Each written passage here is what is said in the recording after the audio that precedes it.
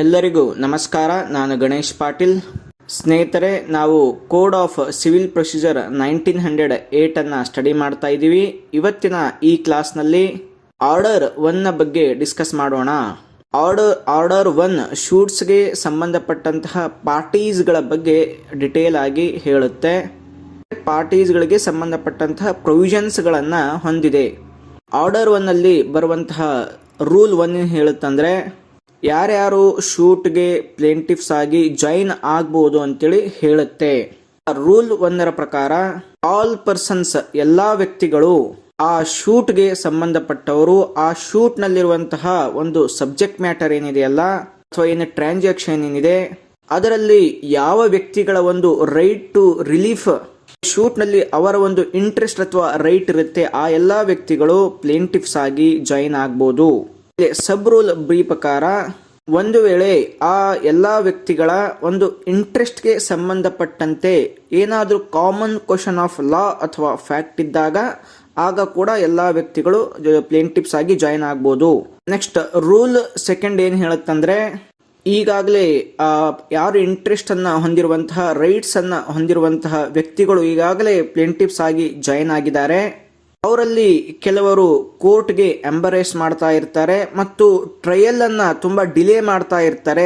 ಅಂತಹ ಸಂದರ್ಭದಲ್ಲಿ ಕೋರ್ಟ್ ಯಾರು ಕರೆಕ್ಟ್ ಆಗಿ ಟ್ರಯಲ್ಸ್ಗೆ ಅಪಿಯರ್ ಆಗ್ತಿರ್ತಾರೆ, ಯಾರು ಹಾನೆಸ್ಟ್ ಆಗಿ ಕೋರ್ಟ್ ಎದುರುಗಡೆ ನಡ್ಕೊಂತಿರ್ತಾರೆ, ಅವರ ಒಂದು ಅವರಿಗೆ ಸಪರೇಟ್ ಆಗಿ ಟ್ರಯಲ್ ಮಾಡಿಸುವಂತ ಒಂದು ಆರ್ಡರ್ ಅನ್ನ ಕೋರ್ಟ್ ಹೊರಡಿಸಬಹುದು. ನೆಕ್ಸ್ಟ್ 3 ಏನ್ ಹೇಳುತ್ತಂದ್ರೆ ಯಾರು ಡಿಫೆಂಡೆಂಟ್ಸ್ಗಳು ಜಾಯಿನ್ ಆಗಬಹುದು. ಸೇಮ್ ರೂಲ್ 1 ಥರ ಯಾವ ರೀತಿಯಾಗಿ ಪ್ಲೇಂಟಿಫ್ಸ್ಗಳು ಜಾಯಿನ್ ಆಗಿರ್ತಾರೆ ಅದೇ ರೀತಿ ಡಿಫೆಂಡೆಂಟ್ಸ್ಗಳು ಯಾರು ಸೇಮ್ ಇಂಟ್ರೆಸ್ಟ್ ಅನ್ನು ಹೊಂದಿರ್ತಾರೆ, ಯಾರು ಲಯಬಲ್ ಆಗಿರ್ತಾರೆ, ಅವರೆಲ್ಲ ವ್ಯಕ್ತಿಗಳು ಕೂಡ ಡಿಫೆಂಡೆಂಟ್ ಆಗಿ ಜಾಯಿನ್ ಆಗ್ಬೋದು. ಅಥವಾ ಸೇಮ್ ಕ್ವಶನ್ ಆಫ್ ಲಾ ಇದ್ದಾಗ ಅಥವಾ ಫ್ಯಾಕ್ಟ್ ಆಗಿದ್ದಾಗ, common question of law fact ಇದ್ದಾಗ ಆವಾಗಲೂ ಕೂಡ ಎಲ್ಲ ವ್ಯಕ್ತಿಗಳು ಡಿಫೆಂಡೆಂಟ್ಸ್ ಆಗಿ, ಅಂದ್ರೆ ಸಂಬಂಧಪಟ್ಟವರು ಡಿಫೆಂಡೆಂಟ್ ಆಗಿ ಜಾಯಿನ್ ಆಗಬಹುದು. ನೆಕ್ಸ್ಟ್ ರೂಲ್ 3 ಏನ್ ಹೇಳುತ್ತಂದ್ರೆ ಯಾವ ಡಿಫೆನ್ಸ್ಗಳು ಟ್ರಯಲ್ ಅನ್ನ ಡಿಲೇ ಮಾಡ್ತಿರ್ತಾರೆ ಅಥವಾ ಕೋರ್ಟ್ಗೆ ಎಂಬರಾಸ್ ಆಗೋ ರೀತಿಯಲ್ಲಿ ನಡೆದುಕೊಳ್ತಾ ಇರ್ತಾರೆ, ಅಂಥವ್ರಿಗೆ ಸಪರೇಟ್ ಟ್ರಯಲ್ಸ್, ಮತ್ತು ಯಾರು ಕರೆಕ್ಟ್ ಹಾನೆಸ್ಟ್ ಆಗಿ ಟ್ರಯಲ್ಗೆ ಅಪಿಯರ್ ಆಗಿರ್ತಾರೆ ಅವ್ರದ್ದು ಸಪರೇಟ್ ಟ್ರಯಲ್ ಮಾಡುವಂತ ಒಂದು ಆರ್ಡರ್ ಮಾಡುವಂತ ಒಂದು ಪವರ್ ಅನ್ನ ಅದು ಹೊಂದಿದೆ. ನೆಕ್ಸ್ಟ್ ರೂಲ್ 4 ಏನ್ ಹೇಳುತ್ತಂದ್ರೆ ಕೋರ್ಟ್ ಏನಿದೆಯಲ್ಲ, ಈ ರೀತಿಯಾಗಿ ಏನು ಪ್ಲೇಂಟಿಫ್ಸ್ಗಳು ಜಾಯಿನ್ ಆಗಿರ್ತಾರೆ, ಡಿಫೆಂಡೆಂಟ್ಸ್ಗಳು ಕೂಡ ಜಾಯಿನ್ ಆಗಿರ್ತಾರೆ. ಸೊ ಈ ತರ ಜಾಯಿನ್ ಆದಾಗ ಕೋರ್ಟ್ಗೆ ಕೆಲವು ಕೇಸಸ್ಗಳಲ್ಲಿ ಪ್ಲೇಂಟಿಫ್ ಪರವಾಗಿ ಅಥವಾ ಅಗೇನೆಸ್ಟ್ ಆಗಿ, ಅಥವಾ ಡಿಫೆಂಡೆಂಟ್ಸ್ಗಳ ಪರವಾಗಿ ಅಥವಾ ಅಗೇನೆಸ್ಟ್ ಆಗಿ, ಅದರಲ್ಲಿ ಒಂದು ಪ್ಲೇಂಟಿಫ್ ಅಥವಾ ಹೆಚ್ಚು ಪ್ಲೇಂಟಿಫ್ಗಳ ಪರವಾಗಿ ಅಥವಾ ಅಗೇನೆಸ್ಟ್ ಆಗಿ, ಅಥವಾ ಒಂದು ಅಥವಾ ಹೆಚ್ಚು ಡಿಫೆಂಡೆಂಟ್ಸ್ಗಳ ಪರವಾಗಿ ಅಥವಾ ಅಗೇನೆಸ್ಟ್ ಆಗಿ ಅವರು ಜಜ್ಮೆಂಟ್ ಅನ್ನ ಕೊಡಬಹುದು. ನೆಕ್ಸ್ಟ್ ರೂಲ್ 5ನ ಪ್ರಕಾರ ಈಗ ಶೂಟ್ ನಲ್ಲಿರುವಂತಹ ಡಿಫೆಂಡೆಂಟ್ಗಳು ಪ್ಲೇಂಟಿಫ್ಗಳು ಕ್ಲೇಮ್ ಮಾಡಿರುವಂತಹ ರಿಲೀಫ್ ಕ್ಲೇಮ್ ಮಾಡಿರ್ತಾರೆ. ಎಲ್ಲದರಲ್ಲೂ ಅವರು ಇಂಟ್ರೆಸ್ಟ್ ಇರಬೇಕು ಅಂತೇನಿಲ್ಲ, ಅವರಿಗೆ ಸಂಬಂಧಪಟ್ಟಂತಹ ಕ್ಲೇಮ್ ಅನ್ನ ಡಿಫೆನ್ಸ್ ಮಾಡ್ಕೊಳ್ಬಹುದು. ಉಳಿದ ಯಾವ ಕ್ಲೇಮ್ಗಳಲ್ಲಿ ಅವರಿಗೆ ಇಂಟ್ರೆಸ್ಟ್ ಇಲ್ಲ ಅದನ್ನ ಅವರು ಬಿಟ್ಬಿಡ್ಬಹುದು. ಆಮೇಲೆ ನೆಕ್ಸ್ಟ್ ರೂಲ್ 6ನ ಪ್ರಕಾರ ಯಾವುದೇ ಒಂದು ಸೇಮ್ ಕಾಂಟ್ರಾಕ್ಟ್ ನಲ್ಲಿ ಕಾಂಟ್ರಾಕ್ಟ್ಗೆ ಸಂಬಂಧಪಟ್ಟಂತಹ ಪರ್ಸನ್ಸ್ಗಳು ಶೂಟ್ ಹಾಕಬೇಕು ಅಂದಾಗ, ಫೈಲ್ ಮಾಡಬೇಕು ಅಂದಾಗ ಆ ಕಾಂಟ್ರಾಕ್ಟ್ಗೆ ಸಂಬಂಧಪಟ್ಟಂತ ಎಲ್ಲಾ ಪಾರ್ಟೀಸ್ಗಳು ಜಾಯಿಂಡರ್ ಆಗಿ ಆ ಶೂಟ್ ಅನ್ನ ಫೈಲ್ ಮಾಡಬೇಕಾಗತ್ತೆ. ನೆಕ್ಸ್ಟ್ ರೂಲ್ 7ನ ಪ್ರಕಾರ ಪ್ಲೇಂಟಿಫ್ಗೆ ಒಂದು ವೇಳೆ ಡೌಟ್ ಇರುತ್ತೆ, ನಾನು ಯಾವ ಡಿಫೆಂಡೆಂಟ್ ಕಡೆಯಿಂದ ರೀಡ್ರೆಸ್ ಮಾಡ್ಕೊಳ್ಬೇಕು ಅಂದ್ರೆ ತನ್ನ ರೈಟ್ ಟು ರಿಲೀಫ್ ಅನ್ನ ಕ್ಲೇಮ್ ಮಾಡಬೇಕು ಅಂತೇಳಿ ಅವನಿಗೆ ಡೌಟ್ ಇರುತ್ತೆ. ಅಂತಹ ಸಂದರ್ಭದಲ್ಲಿ ಅವನು ರಿಲೇಟೆಡ್ ಇರುವಂತಹ ಪರ್ಸನ್ಸ್ ಗಳನ್ನ ಡಿಫೆಂಡೆಂಟ್ ಆಗಿ ಅವನು ಶೂಟ್ ಅನ್ನ ಫೈಲ್ ಮಾಡಬಹುದು. ನೆಕ್ಸ್ಟ್ ರೂಲ್ 8ನ ಪ್ರಕಾರ ಈಗ ಯಾವುದೇ ಶೂಟ್ ನಲ್ಲಿ ತುಂಬಾ ಜನ ಪ್ಲೇಂಟಿಫ್ಸ್ ಇದ್ದಾಗ ಅಥವಾ ಡಿಪೆಂಡೆಂಟ್ಸ್ ಇದ್ದಾಗ ಯಾವುದೋ ಒಬ್ಬ ವ್ಯಕ್ತಿ ಪ್ಲೇಂಟಿಫ್ಸ್ ಗಳ ಪರವಾಗಿ ಅಥವಾ ಯಾವುದೋ ಒಬ್ಬ ವ್ಯಕ್ತಿ ಡಿಫೆಂಡೆಂಟ್ಸ್ ಗಳ ಪರವಾಗಿ ಅವರು ಸುಯಿ ಮಾಡಬಹುದು ಅಥವಾ ಸುಯಿಗೆ ಒಳಗಾಗಬಹುದು. ಅಂದ್ರೆ ಶೂಟ್ ಅನ್ನ ಅವರು ಫೈಲ್ ಮಾಡಬಹುದು ಅಥವಾ ಶೂಟ್ ಅನ್ನ ಡಿಫೆಂಡ್ ಮಾಡ್ಕೋಬಹುದು. ಹೀಗೆ ಮಾಡಬೇಕಾದ್ರೆ ಸಬ್ ರೂಲ್ 1 ನಲ್ಲಿ ಅವರು ಕೋರ್ಟ್ನ ಪರ್ಮಿಷನ್ ಅನ್ನ ತೆಗೆದುಕೊಳ್ಳಬೇಕಾಗತ್ತೆ.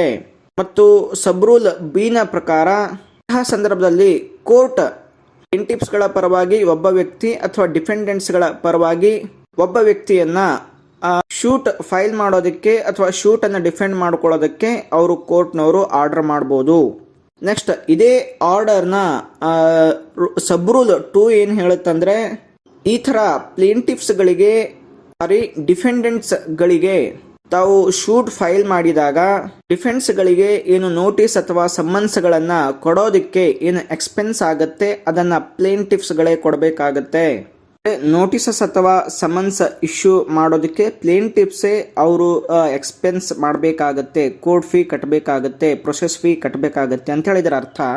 ನೆಕ್ಸ್ಟ್ ಆರ್ಡರ್ 8ನ ಸಬ್ ರೂಲ್ 3 ಪ್ರಕಾರ ಯಾವುದೇ ಒಬ್ಬ ವ್ಯಕ್ತಿ, ಅದು ಪ್ಲೇಂಟಿಫ್ಸ್ಗಳಾಗಿರ್ಬೋದು ಅಥವಾ ಡಿಫೆಂಡೆಂಟ್ಸ್ಗಳ ಪರವಾಗಿರ್ಬೋದು, ಅವರ ಒಂದು ಬಿಹಾಪ್ ಆಗಿ ಅಥವಾ ಅವರ ಬೆನಿಫಿಟ್ಗಾಗಿ ಆತ ಕೋರ್ಟ್ ಎದುರುಗಡೆ ಅಪಿಯರ್ ಆಗ್ತೀನಿ ಅಂತಂದಾಗ ಆ ವ್ಯಕ್ತಿ ಆ ಶೂಟ್ನ ಒಂದು ಪಾರ್ಟಿ ಆಗಬೇಕಾಗತ್ತೆ.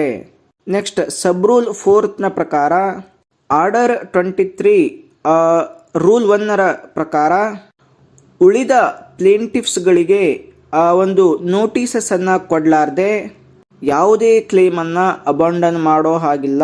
ಸೊ ಎಲ್ಲರಿಗೂ ನೋಟಿಸ್ ಸರ್ವ್ ಆದಮೇಲೆ ಅವರೆಲ್ಲರ ಒಂದು ಟ್ರೀಟ್ಮೆಂಟ್ಗಳನ್ನು ತಗೊಂಡು ಅವರೆಲ್ಲರ ಒಪ್ಪಿಗೆ ಇದ್ದಾಗ ಯಾವುದೇ ಒಂದು ಕ್ಲೇಮನ್ನು ಅಬಾಂಡನ್ ಮಾಡಬಹುದು.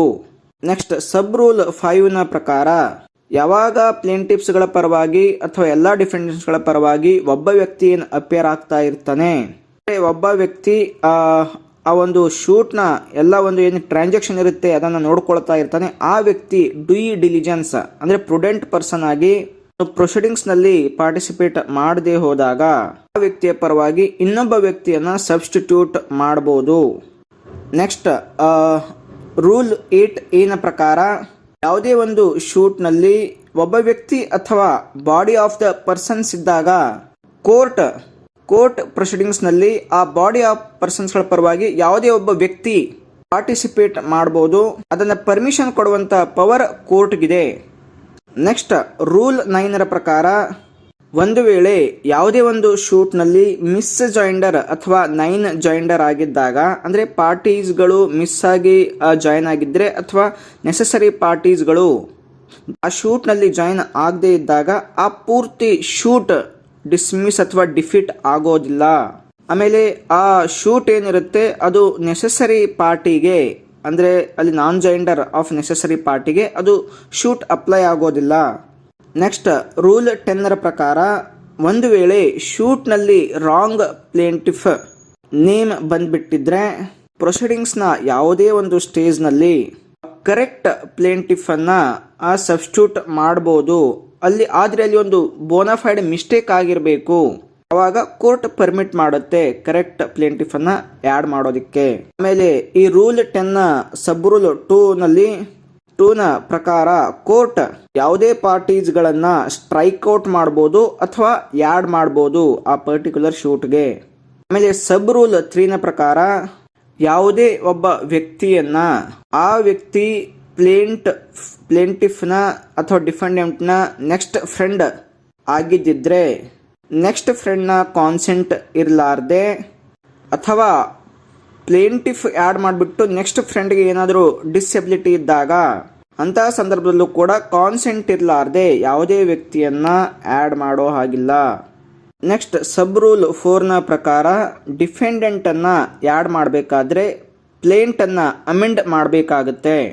ನೆಕ್ಸ್ಟ್ ಸಬ್ ರೂಲ್ 5ನ ಪ್ರಕಾರ ನೀವು ನ್ಯೂ ಡಿಫೆಂಡೆಂಟ್ಗೆ ಆ್ಯಡ್ ಮಾಡಿದಾಗ ಅಥವಾ ಓಲ್ಡ್ ಡಿಫೆಂಡೆಂಟ್ಗಳು ಇದ್ದಾಗಲೂ ಕೂಡ ಸೊ ಅವರ ವಿರುದ್ಧ ಪ್ರೊಸೀಡಿಂಗ್ಸ್ ಯಾವಾಗ ಶುರುವಾಗುತ್ತಂದ್ರೆ ಅವರಿಗೆ ಸರಿಯಾಗಿ ಸಮನ್ಸ್ ಸರ್ವಿಸ್ ಆದಾಗ ಮಾತ್ರ ಅದೊಂದು ಲಿಮಿಟೇಷನ್ ಪೀರಿಯಡ್ ಸ್ಟಾರ್ಟ್ ಆಗುತ್ತೆ.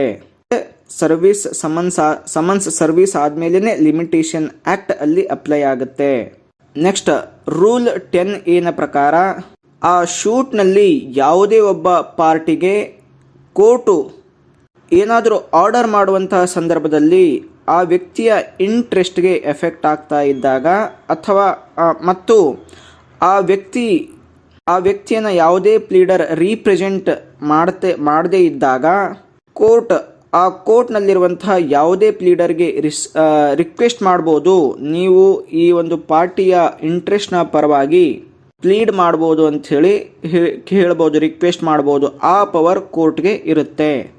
ನೆಕ್ಸ್ಟ್ ರೂಲ್ 11ನ ಪ್ರಕಾರ ಕೋರ್ಟು ಶೂಟ್ಗೆ ಸಂಬಂಧಪಟ್ಟಂತಹ ವ್ಯಕ್ತಿಗಳಲ್ಲಿ ಯಾವುದೇ ಒಬ್ಬ ವ್ಯಕ್ತಿ ಅಥವಾ ಹೆಚ್ಚಿನ ವ್ಯಕ್ತಿಯನ್ನ ಅಂದರೆ ಕೋರ್ಟ್ಗೆ ಪ್ರಾಪರ್ ಅನ್ಸಿರ್ಬೇಕು ಅಂತಹ ವ್ಯಕ್ತಿಯನ್ನ ಆ ಶೂಟ್ನ ಕಂಡಕ್ಟ್ ಮಾಡೋದಕ್ಕೆ ಒಂದು ಪರ್ಮಿಷನ್ ಅನ್ನ ಕೊಡುತ್ತೆ. ನೆಕ್ಸ್ಟ್ ರೂಲ್ 12ನ ಪ್ರಕಾರ ಮತ್ತು ಸಬ್ ರೂಲ್ 1ನ ಪ್ರಕಾರ ಅಲ್ಲಿ ಪ್ಲೇಂಟಿಫ್ಸ್ಗಳು ಅಥವಾ ಡಿಫೆಂಡೆಂಟ್ಸ್ಗಳು ಜಾಸ್ತಿ ಇದ್ದಾಗ, ಹೆಚ್ಚಿನ ಸಂಖ್ಯೆಯಲ್ಲಿ ಇದ್ದಾಗ ಅವರ ಪರವಾಗಿ ಯಾವುದೇ ಒಬ್ಬ ವ್ಯಕ್ತಿ ಅಥವಾ ಒಬ್ಬಕ್ಕಿಂತ ಹೆಚ್ಚು ವ್ಯಕ್ತಿಗಳು ಕೋರ್ಟ್ ಪ್ರೊಸೀಡಿಂಗ್ಸ್ ನಲ್ಲಿ ಅವರು ಅಪಿಯರ್ ಆಗ್ಬೋದು. ಹೀಗೆ ಅಪಿಯರ್ ಆಗಬೇಕಾದ್ರೆ ಸಬ್ ರೂಲ್ 2ನಲ್ಲಿ ಅವರು ಅಥಾರಿಟಿಯನ್ನ ಪಡ್ಕೊಳ್ಬೇಕಾಗತ್ತೆ ಮತ್ತು ಆ ಅಥಾರಿಟಿಯನ್ನು ನೀಡುವಂತಹ ವ್ಯಕ್ತಿಗಳು ಅವರು ರಿಟರ್ನ್ ಒಂದು ಸ್ಟೇಟ್ಮೆಂಟ್ ಅನ್ನ ಬರೆದು ಅಲ್ಲಿ ಅವರು ಸೈನ್ ಅನ್ನ ಮಾಡಬೇಕಾಗುತ್ತೆ. ನೆಕ್ಸ್ಟ್ ರೂಲ್ 13ನ ಪ್ರಕಾರ ಏನಾದರೂ ಶೂಟ್ಗೆ ಸಂಬಂಧಪಟ್ಟಂತೆ ನಾನ್ ಜಾಯಿಂಡರ್ ಅಥವಾ ಮಿಸ್ ಜಾಯಿಂಡರ್ನ ಬಗ್ಗೆ ಅಬ್ಜೆಕ್ಷನ್ಸ್ಗಳಿದ್ದಾಗ ಆ ಅಬ್ಜೆಕ್ಷನ್ಗೆ ಸಂಬಂಧಪಟ್ಟಂತಹ ಗ್ರೌಂಡ್ಗಳನ್ನು ಅರ್ಲಿಯೆಸ್ಟ್ ಪಾಸಿಬಲ್ ಅಪಾರ್ಚುನಿಟಿ ಅಂದರೆ ಬಿಗಿನಿಂಗ್ನಲ್ಲೇ ನೀವು ಅಬ್ಜೆಕ್ಷನ್ ಅನ್ನ ಮಾಡಬೇಕಾಗತ್ತೆ. ಅದು ಸೆಟಲ್ಮೆಂಟ್ ಸ್ಟೇಜ್ಗೆ ಹೋದಾಗ ನೀವು ಅಲ್ಲಿ ಅಬ್ಜೆಕ್ಷನ್ ಅನ್ನ ಮಿಸ್ ಜಾಯಿಂಡರ್ ಅಥವಾ ನಾನ್ ಜಾಯಿಂಡರ್ ಅಬ್ಜೆಕ್ಷನ್ ಅನ್ನ ಹಾಕೋದಕ್ಕೆ ಬರೋದಿಲ್ಲ. ಎಲ್ಲಿಯವರೆಗೆ ಬರೋದಿಲ್ಲ ಅಂತಂದ್ರೆ ನೀವು ಗ್ರೌಂಡ್ಸ್ ಆಫ್ ಅಬ್ಜೆಕ್ಷನ್ ಸರಿಯಾಗಿ ತೋರಿಸೋವರೆಗೆ ಬರೋದಿಲ್ಲ. In the interest of justice and equity ಇದ್ದಾಗ ಮಾತ್ರ ಆ ಅಬ್ಜೆಕ್ಷನ್ ಅನ್ನ ಹಾಕ್ಬೋದು. ಸೊ ಸ್ನೇಹಿತರೆ, ಇದಾಗಿತ್ತು ಆರ್ಡರ್ 1ನ ಒಂದು ಬ್ರೀಫ್ ಆದಂತಹ ಮಾಹಿತಿ. ಸಾಕಷ್ಟು ರೂಲ್ಸ್ ಮತ್ತು ಸಬ್ ರೂಲ್ಸ್ಗಳಿವೆ. ನೀವು ಡಿಟೇಲ್ ಆಗಿ ಸ್ಟಡಿ ಮಾಡಬೇಕಾಗುತ್ತೆ ಮತ್ತು ಎಕ್ಸ್ಪರ್ಟ್ಗಳನ್ನು ಕನ್ಸಲ್ಟ್ ಮಾಡಿ ನೀವು ಈ ಆರ್ಡರ್ವನ್ನು ಅಪ್ಲೈ ಮಾಡಬೇಕಾಗುತ್ತೆ. ಸ್ನೇಹಿತರೆ, ನೆಕ್ಸ್ಟ್ ಕ್ಲಾಸ್ನಲ್ಲಿ ಇನ್ನೊಂದು ಟಾಪಿಕ್ ಬಗ್ಗೆ ಡಿಸ್ಕಸ್ ಮಾಡೋಣ. ಎಲ್ಲರಿಗೂ ನಮಸ್ಕಾರ.